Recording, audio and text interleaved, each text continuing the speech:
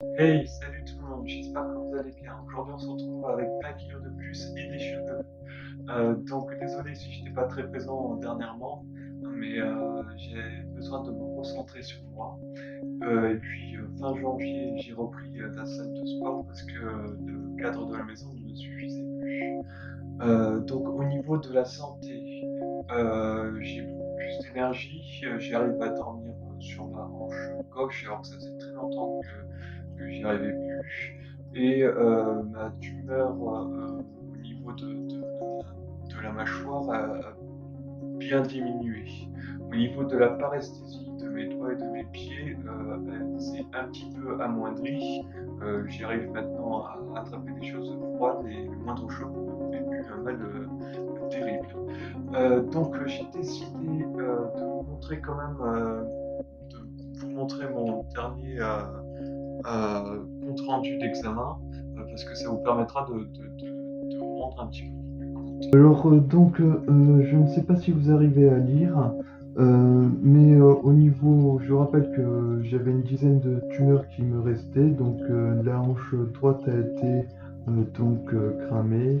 En gros, ma mâchoire a été à moitié cramée, mais à mon avis, ça a été quasiment entièrement puisque ça a bien diminué. Ensuite, il y a la hanche gauche qui est à moitié cramée et toutes les autres tumeurs ont été touchées. On n'arrive pas à voir sur l'image. Je ne sais pas si vous avez en zoomant dessus.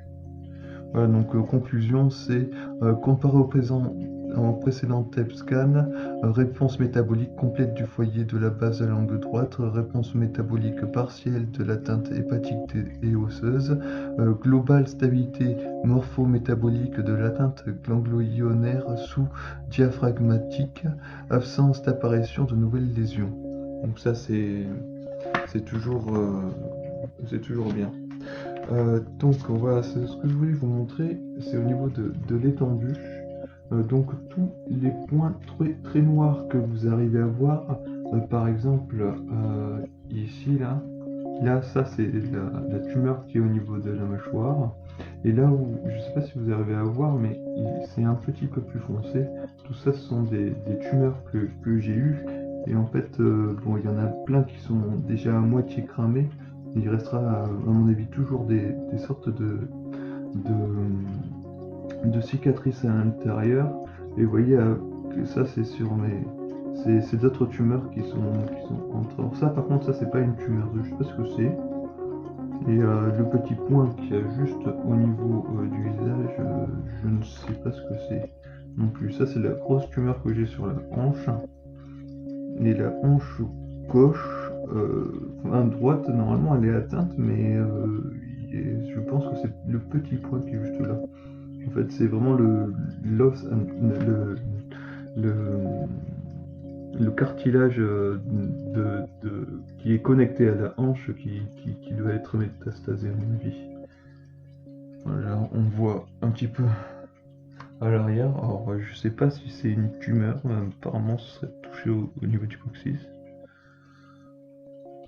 Voilà.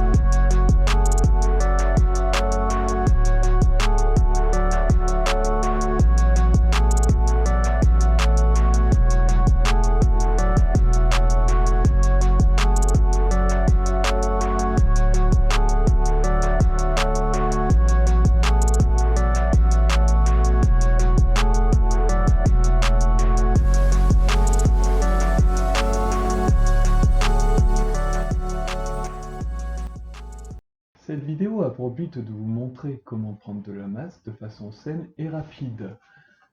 Elle est tout aussi bien adaptée pour les personnes en situation de handicap qui ont besoin de prendre de la masse rapidement, ainsi que les grands sportifs ou les personnes voulant tout simplement grossir. Euh, Toutes les vidéos qui vous permettent de prendre de la masse sainement sont complexes et il faut faire tout un tas de calculs et en plus il faut s'adapter parce qu'on ne peut pas aller manger chez n'importe qui, n'importe quoi. Mais ma façon de faire est plus simple, vous mangez des repas comme vous voulez et c'est juste une supplémentation à votre aliment qui vous permettra de grossir. Donc pour ceci, je prendrai donc le flocon d'avoine. Le flocon d'avoine, pourquoi? Parce que le flocon d'avoine est riche en protéines, en fibres, en glucides. Il est antioxydant et en plus, il est indice glycémique bas. Donc ça protège votre foie, il est moins fatigué et ça vous permet donc une meilleure assimilation.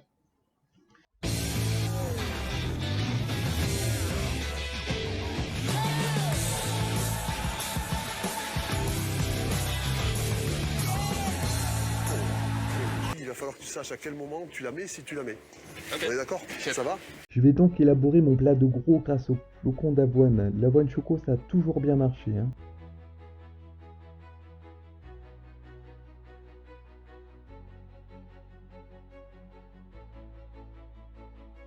Pour la cuisson, je décide de partir sur la technique du mijoté noyé. Je verse donc mon lait dans la casserole et j'y incorpore les carrés de chocolat et je laisse jusqu'à une ébullition en remuant.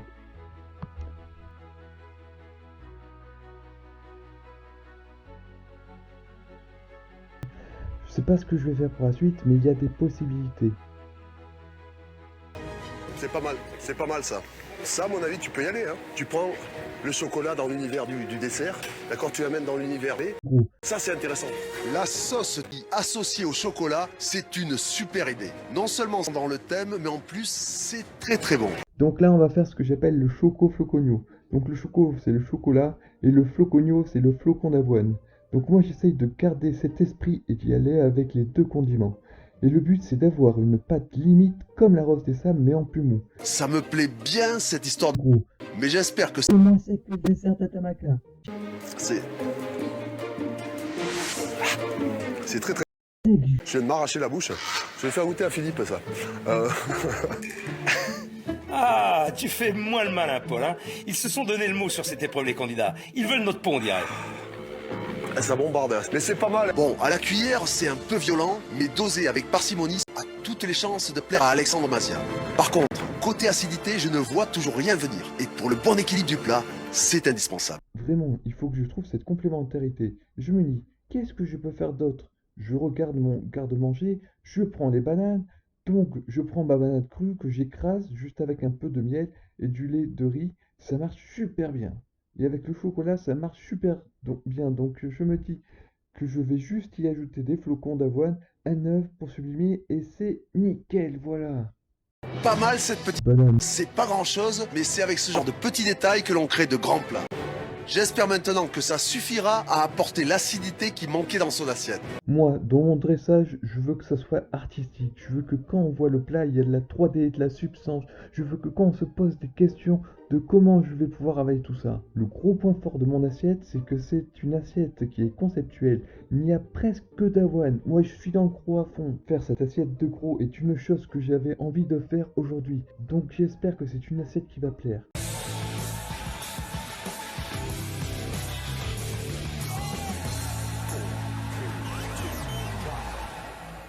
Donc, je vous conseille d'appliquer ces repas en complément de chaque repas que vous faites. C'est-à-dire le petit déjeuner, vous rajoutez votre flocon d'avoine banane avec l'œuf. Le deuxième des petits déjeuners, c'est-à-dire celui qui se situe après le sport, flocon d'avoine chocolat. À midi, vous mangez normalement, puis flocon d'avoine chocolat. À 4 heures, flocon d'avoine chocolat. Bon, la nourriture c'est bien, mais avec tout ça, je vous conseille quand même de prendre des vitamines. Vous vous souvenez le tableau périodique des éléments avec tous les changes, par exemple l'oxygène et le carbone qui, quand ils s'assemblent et qu'il y a deux oxygènes, ça fait du monoxyde de carbone et tout un tas de choses comme ça. Bon, mais dans le corps, c'est exactement la même chose. La vitamine C va se mélanger avec d'autres éléments pour faire un petit peu plus d'énergie. La vitamine D elle va consolider vos os grâce au calcium, etc. etc. Et bien, grâce à la nourriture et en plus aux vitamines, vous allez pouvoir améliorer l'échange moléculaire à l'intérieur de votre corps et ainsi lui permettre de se développer bien plus facilement. Et de plus, il faut savoir que le corps c'est un petit peu comme l'informatique. Si vous n'avez pas toutes les données qu'il faut, vous n'allez pas pouvoir finaliser votre code et donc eh bien, ça va faire un bug. Si vous avez fait des lignes et des lignes et des lignes de code mais qu'il vous manque juste un espace ou qu'il y a un 0 en plus ou un 1 en trop, et bien ça va bugger tout le système, ça peut même faire péter tout votre ordinateur. Et bien le corps humain c'est exactement pareil, il lui faut vraiment tous les éléments pour pouvoir se construire. Et c'est pour ça que les vitamines sont intéressantes, parce que ça va éviter à votre corps de faire des bugs. Et ça, c'est ma théorie, les tumeurs seraient des bugs du système, tout simplement. Donc le mieux c'est cela, parce que j'ai essayé les vitamines en capsule et ça en fait je pense que c'est un petit peu trop puissant et c'est comme si on diluait une solution une solution acide sur un élément. Si on le met directement sur un morceau de viande, la viande va se désagréger. Par contre, imaginons que cette substance acide, on la mélange dans des litres et des litres d'eau, et bien, même si c'est à la base le produit qui est à l'intérieur est très acide, et bien, si on prend un peu cette substance et qu'on le met sur la viande une fois diluée, et bien, la viande ne se désagrégera plus. De plus, ces vitamines, ce qui est intéressant, c'est les gummies. C'est que on peut les couper en multiples morceaux. Moi je fais 6 repas par jour, alors je vais pas la couper en 6, même si ce serait le mieux, mais je peux au moins la couper en 2, parce que en fait ça sert à rien d'en prendre trop à la fois, parce que sinon également toutes les vitamines que vous aurez ingérées, si elles ne sont pas assimilées à l'alimentation, et bien les molécules qui iront en trop, et bien tout simplement vous allez le perdre parce que vous allez le pisser ou des choses comme ça. Je voulais dire aussi par rapport aux vitamines, ça ne sert à rien d'en prendre si vous ne mangez pas assez. Par exemple, là, il conseille de prendre 2 morceaux de vitamines par jour. Mais si vous mangez très peu, prenez-en que une par exemple, parce qu'en fait l'idéal ce serait de pouvoir calculer exactement le taux de vitamines qu'il vous faut par rapport à votre alimentation. Et quand ils vendent des compléments alimentaires, ce n'est pas le cas. Donc si vous mangez beaucoup, vous pouvez en prendre plus, si vous mangez pas beaucoup, vous pouvez en prendre moins. En tout cas, merci d'écouter cette vidéo et je vous dis à la prochaine. Bon voilà, on arrive à la fin de cette vidéo, j'espère qu'elle vous a plu. Je vous rappelle que je fais tout cela pour m'amuser, tout cela pourra peut-être me servir plus tard. Les jours qui arrivent vont être certainement meilleurs. Pour les prochaines vidéos, on va essayer de se diversifier un peu, être devant la caméra c'est bien, mais derrière c'est peut-être mieux. Je compte toujours faire des interviews qualitatives maintenant que je maîtrise un peu plus ce sujet. En ce qui concerne mes vidéos, n'hésitez pas à partager, mettre des pouces bleus, voire vous abonner. Je vous fais de grosses bises.